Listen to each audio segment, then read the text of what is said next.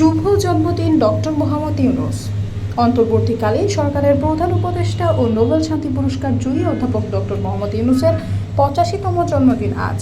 তিনি 1940 সালের 28 জুন চট্টগ্রাম জেলার হাটহাজারী উপজেলার শিকারপুর ইউনিয়নের বাথুয়া গ্রামে জন্মগ্রহণ করেন।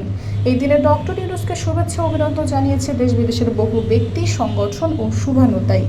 ডক্টর মোহাম্মদ ইউনূস 1940 সালের 28 জুন চট্টগ্রাম জেলার হাটহাজারী উপজেলার শিকারপুর ইউনিয়নের বাথুয়া গ্রামে জন্মগ্রহণ করেন। তার পিতা দুলা মিয়া সওদাগর ছিলেন একজন মোহরী এবং মাতা সুফিয়া খাতুন গৃহিণী। তার সহধর্মিণী অধ্যাপক দিনা আফরোজ দাম্পত্য জীবনে তাদের 2 কন্যা সন্তান রয়েছে। ডক্টর ইউনূস এবং তার প্রতিষ্ঠিত গ্রামীণ ব্যাংক যৌথভাবে 2006 সালে নোবেল শান্তি পুরস্কারে ভূষিত হয়।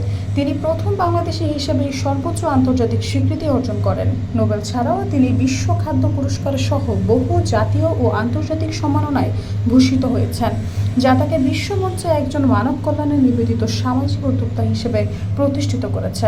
মোহাম্মদ ইউনূস পড়াশোনায় ছিলেন অত্যন্ত মেধাবী। চট্টগ্রামের কলেজিয়েট স্কুল থেকে ম্যাট্রিকুলেশন পরীক্ষায় অংশ নিয়ে তিনি তৎকালীন পূর্ব পাকিস্তানের প্রায় 39,000 পরীক্ষার্থীদের মধ্যে 16তম স্থান অর্জন করেন।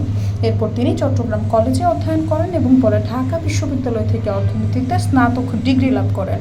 1961 সালে তিনি চট্টগ্রাম কলেজে অর্থনীতির প্রভাষক হিসেবে কর্মজীবন শুরু করেন এবং পরবর্তীতে অধ্যাপক পদে উন্নীত হয়। সৈয়দা ফারিয়া, সমযোগ।